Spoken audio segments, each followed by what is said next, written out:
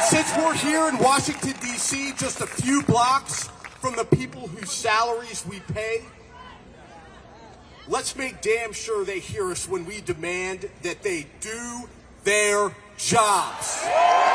Protect this country. Protect the people you swore to serve. Protect our democracy. And listen closely, because tens of thousands of voices are about to make it very simple for you. Impeach, convict, and remove. Let me hear it. Impeach, convict, remove. I want Congress to hear it in their goddamn offices. Impeach, convict, remove. I want the White House to hear it. Impeach, convict, remove. If you thought Washington, D.C. was just going to ease into the week with its usual blend of politics, pretzels, and people pretending they're late for something important, well, surprise.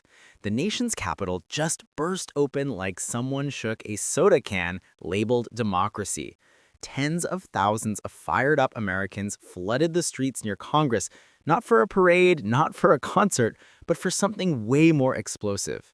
A full-volume demand that lawmakers finally stop dragging their feet and deal with what they call an urgent national emergency, getting Donald Trump out of office. And they didn't whisper it. Oh no, these people shouted it like their lungs were sponsored by a megaphone company. Impeach, convict, remove. This wasn't your everyday, polite, "Excuse me, government, could you maybe consider doing something?" kind of rally. This was righteous frustration mixed with moral caffeine. And the speakers? They showed up ready to detonate emotional truth bombs right in the middle of the National Mall. Former officers, pastors, whistleblowers, activists, each one delivering the kind of speech that makes you suck in a breath and think, dang, they really said that. So today, we're breaking down the 10 biggest, boldest, loudest moments from this massive protest, moments that turned D.C. into the country's moral epicenter for several intense hours. And trust me, whether you love politics, hate politics, or only watch the news for entertainment value, this is one story that grabs you by the eyebrows and refuses to let go. Let's dive into moment number 1. The rally kicked off with a speaker who wasted 0 seconds easing in. While most public events start with a soft "hello everyone, thanks for being here," this one launched straight into an emotional uppercut. Congress, do your damn job. Yep, those were the opening words, and the crowd acted like someone had just plugged them into a power generator. Thousands roared back instantly, echoing the now iconic chant, "Impeach, convict, remove."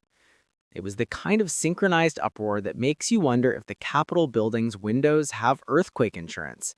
This first moment set the tone for the entire demonstration, a tone that basically said, if anyone in Congress is eating lunch right now, they're about to choke on it. People didn't just show up, they arrived with urgency, anger, and a collective belief that democracy wasn't some passive system. You fight for it, you defend it, and sometimes you yell about it at maximum volume until someone in power finally gets the message. The opener emphasized that lawmakers work for the people, not the other way around. The message was clear. Americans are tired of political foot-dragging, tired of endless hearings that go nowhere, tired of seeing accountability treated like a suggestion rather than a requirement. With every shout of impeach, convict, remove, the crowd sent a warning that complacency would not be tolerated. If you thought that opener was blunt, just wait, because the next voice didn't bring fire, they brought a full-blown political thunderstorm. The next speaker, a former law enforcement officer who had literally faced danger during the January 6th assault on the Capitol, stepped onto the stage and immediately raised the emotional stakes. He wasn't talking hypothetically. He wasn't reading from a script. He spoke like someone whose nerves had paid a price for American democracy. And he wasn't afraid to call out Congress for dragging their feet like a kid pretending they didn't hear their mom tell them to clean their room. He said, "I didn't risk my life on January 6th so lawmakers could shrug and say, maybe we'll get to it in 2026. And the crowd reacted like they had just heard the truth spoken into a megaphone from Mount Rushmore. This wasn't politics. This was personal. He described his heartbreak, his frustration, and his disbelief at watching elected leaders treat accountability like something they might circle back to whenever they felt like it. Then came the moment that electrified the entire field of people. He reminded everyone that protecting democracy is not optional. It's the job they swore to do. And if they weren't going to do it willingly, the American people would be more than happy to crank up the pressure to levels never seen before. But if you thought that was emotionally charged, buckle up, because the next speaker delivered a speech that felt like a moral earthquake shaking every inch of the National Mall. Enter Pastor John Pavlowitz, a man who could deliver a sermon powerful enough to make the Lincoln Memorial blink. He stepped up to the microphone and opened with, "I am not well." That immediately grabbed the crowd, but it wasn't about his health, it was about the country's. What followed was one of the most intense truth-tellers of the entire event. He said he was sick of watching constitutional crises unfold like bad reruns, sick of seeing immigrants assaulted, sick of food being taken from hungry children, sick of watching Americans choose between paying their mortgage or medical bills, sick of LGBTQ people being persecuted, sick of the erosion of basic human rights. Sick, sick, sick, and the crowd felt every syllable like a punch to the ribs. Then he went further. He described Trump as a moral cancer, feeding off the body of the republic, a man devoid of decency, allergic to truth, and dangerous to the stability of the country. The crowd's reaction? A mix of outrage, heartbreak, and adrenaline. People cheered, shouted, raised their fists, and some even cried. It was one of those speeches you know will travel across social media at the speed of outrage.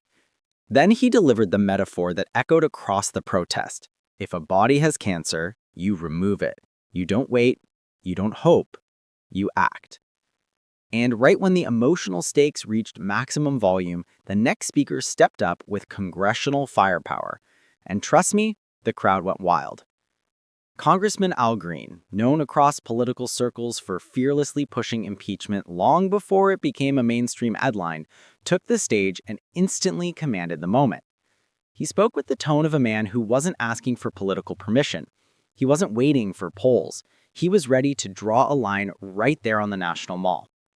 He started by addressing the threats he receives, even revealing that as of recently as the night before, his life had been threatened because of his stance against Trump. The crowd immediately responded with applause and admiration. But then he pivoted into the real bombshell. He promised without hesitation that there would be articles of impeachment filed before Christmas. And he wasn't talking symbolic gestures. He said he wanted every member of Congress to vote and be held accountable. He blasted Trump for using language that encourages violence against lawmakers and called such behavior not only disgraceful, but impeachable. He shocked some listeners when he defended Marjorie Taylor Greene's right to safety, not because he agreed with her politically, but because democracy can't selectively decide whose life has value. Greene's message was clear. America cannot wait, democracy cannot wait, accountability cannot wait, and this president must be impeached, convicted, and removed, not tomorrow, not next year, but now. And just when you thought the emotional charge couldn't climb any higher, the next moment shifted the protest from fiery speeches to artistic resistance. The next moment didn't come from a politician or a military officer. It came from an artist. Singer Earth to Eve stepped onto the stage with her guitar and introduced a song titled "Have You Heard the News Today?" What followed was a haunting, powerful performance that quieted a crowd of thousands. Her voice echoed through the mall like a poetic alarm bell, bringing a raw emotional edge to the political storm already unfolding. Her lyrics painted heartbreaking scenes, bombs falling, families suffering, communities divided, empathy evaporating across state lines, political leaders twisting religion and patriotism into unrecognizable shapes. It wasn't just music, it was protest wrapped in melody, grief wrapped in hope, anger wrapped in art. People stood still, some recording, some swaying, some wiping tears. Even the event organizers watched in full silence. The song captured what many felt but couldn't put into words, that America is facing not just a constitutional crisis, but a moral and spiritual one. Her repeated refrain questioning whether listeners still hear their cries hit hard. When she finished, the crowd erupted with applause. the kind that feels both grateful and exhausted. It was the emotional exhale everyone needed after so much political intensity. But the protest wasn't slowing down. It was only getting hotter, because next up was a Green Beret who came ready to expose everything he'd seen, everything he'd fought for, and everything he refuses to stay silent about. Then came one of the most hard-hitting voices of the entire event, Lieutenant Colonel Anthony Aguilar, a 25-year Green Beret veteran who walked on stage with the intensity of someone who had seen too much, lost too much, and refused to let democracy lose too. He started by saying he fought in every war this country engaged in over the last quarter century. And then he added the line that hit the crowd like a slap across the face. Not once did I see someone with the last name Trump overseas carrying a weapon defending our nation. That line alone could have ended his speech, but he was only warming up. He described how even after hanging up his uniform, he never hung up his oath. He talked about entering Gaza to deliver humanitarian aid, only to resign in protest because he believed genocide was being carried out with American support. Every bomb that dropped on a child, he said, was funded by our tax dollars. It wasn't just a political critique. It was moral outrage backed by lived experience. He condemned Trump for caring more about ballrooms, gold decor, and personal indulgence than the safety of Americans or anyone else. He exposed the national debt crisis, the military-industrial complex, and the rise of authoritarian threats. But his biggest message was about power. Not Trump's power, not Congress's power, but our power. We, the people, he said, are the only force left that can stop a tyrant. If you thought that was a mic drop, the next speaker gave the crowd something even more personal, her own war story against the system. Jessica Denson, one of the core organizers of the protest, stepped onto the stage like someone who had been fighting this battle long before social media caught on. She didn't begin with outrage. She began with clarity. She said the nation was trapped in a state of hypnosis, a kind of manufactured mental fog designed to keep Americans passive, confused, and detached from their own power. And she wasn't shy about pointing out exactly who benefits from that fog. She told the crowd that oppressive laws are dangerous, but oppressive thinking is worse. Because once people forget their rights, forget their strength, forget their role in democracy, the entire system collapses from the inside out. That's why she said the protest wasn't just a demonstration, it was a wake-up call to break the trance. Then she turned her attention to Congress. She called out Democrats and Republicans alike, not for what they were doing, but for what they weren't doing. She said that it is no longer acceptable for lawmakers to appear on cable news, film TikTok soundbites, or deliver dramatic speeches unless they're willing to file actual articles of impeachment. Her voice sharpened as she said it's not enough for lawmakers to speak the language of accountability. They must use the mechanisms of accountability. Her message was simple: stop performing, start acting. And as the crowd roared, she reminded them that this movement wasn't about celebrity politicians, it was about the people. But her most powerful moment came next, when she revealed a past battle she had already fought and won. Jessica then peeled back the curtain on her own history with Trump, revealing a story that added emotional gravity to everything she had just said. Years ago, she worked on Trump's 2016 campaign. She described it as a traumatic environment full of intimidation, abuse, and manipulation. She tried to move on afterward, pretending the experience didn't matter, but the damage lingered, and she eventually realized that ignoring injustice, whether personal or national, only deepens the wound. So she took action, real action. She sued Trump's campaign after discovering the non-disclosure agreements forced on staffers were not only unethical, but illegal. Lawyers told her it was impossible. Political insiders said she didn't stand a chance, but she refused to give up. She pushed forward with grit, determination, and what she called divine guidance. Against every odd, she won. Her case invalidated every single NDA Trump had used to silence workers. The crowd erupted with applause, not because it was a victory against Trump, but because it was proof that the impossible becomes possible the moment someone refuses to be afraid. She told the audience to claim victory before the battle ends, to have faith not only in the process, but in the righteousness of the cause. She said America's healing begins with courage, not permission. And just when emotions were peaking, the protest delivered another jaw-dropping moment, one that didn't come from the stage, but from the crowd itself. For all the speeches, songs, and fiery declarations, one of the most powerful moments came when speakers asked the crowd to simply look around. Thousands upon thousands of Americans, veterans, teachers, immigrants, students, activists, retirees, parents, standing shoulder to shoulder, united under one message: democracy matters, and we're done waiting. People held signs that ranged from angry to hopeful to brutally honest. Some signs attacked corruption, others defended human rights. Some carried memorial photos. Others carried quotes from the Constitution reminding the world that democracy is supposed to be of the people, by the people, for the people. And today those words felt real again. This wasn't a fringe movement, a partisan stunt, or a social media trend. This was the physical embodiment of national exhaustion with political abuse and democratic backsliding. People weren't there for spectacle. They were there because they believed silence had become complicity. Parents had their children on their shoulders. Veterans stood in uniform. Survivors of violence and injustice held each other's hands. You could see frustration on some faces, hope on others, and determination in all of them. The message echoed through the crowd like rolling thunder. We aren't waiting for 2026. We aren't waiting for someone else to fix this. We want accountability now. And all of that energy led to the final, unforgettable moment, the one that became the heartbeat of the entire movement. The climax of the event came when the final speaker stepped up and asked the crowd to shout one last message so loudly that the White House itself would feel the vibration through the walls.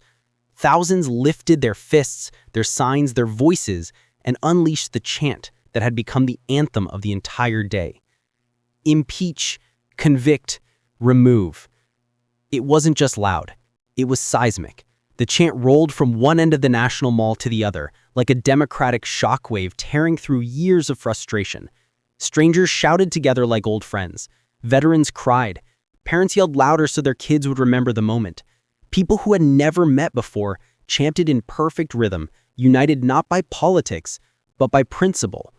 Some shouted because they were angry. Others shouted because they were scared. Many shouted because they finally felt hope. And when thousands of voices collided in the same three words, you could feel the emotional temperature of the entire crowd shift from protest to purpose. This wasn't just a rally. It was a national alarm clock, a warning that the American people expect accountability, demand constitutional protection, and refuse to let democracy die quietly. The crowd didn't ask for action. They instructed it. The final chant became a message not just to Congress, but to history. If America is slipping, the people will pull it back. If this massive protest taught us anything, it's that democracy is not a spectator sport. It doesn't survive because powerful people protect it. It survives because everyday Americans refuse to let it fall apart. And if you're watching this, that means you're part of that story too. Here at Global Pulse News, we're committed to breaking down the truth with clarity, energy, and the kind of bold storytelling the mainstream networks are too nervous to touch. If you want unfiltered coverage of the issues shaping our world without corporate scripts, political watering down, or clickbait masquerading as news, then this is your place. So here's the deal.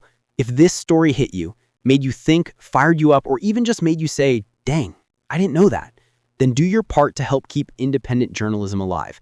Hit that like button, drop a comment, and subscribe so you don't miss any of our deep dives, truth bombs, and high-energy breakdowns. Trust me, you'll want to be here when the next chapter unfolds. And don't just watch, get involved. Share this video with someone who needs to hear it. Stay informed, stay loud, stay active, because democracy doesn't sleep, and neither do the people fighting to protect it. Thanks for watching, thanks for caring, and thanks for being part of the pulse that keeps this movement alive.